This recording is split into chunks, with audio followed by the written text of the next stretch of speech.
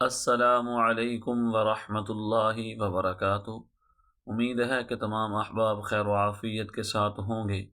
آج کی دعا کا عنوان جہنم کی خلاصی ہے۔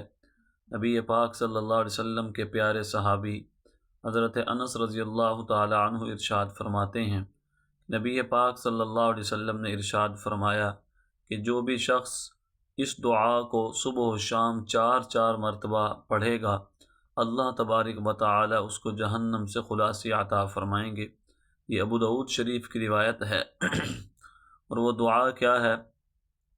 اللہم انی اصبحت اشہدک و اشہد حملۃ عرشک و ملائکتک و جمیع خلقک انک انت اللہ لا الہ الا انت وحدک لا شریک لک وان محمدا عبدک و رسولک۔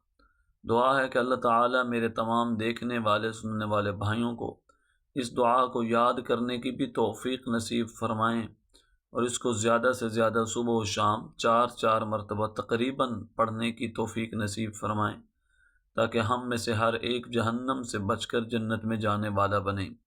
السلام علیکم ورحمۃ اللہ وبرکاتہ۔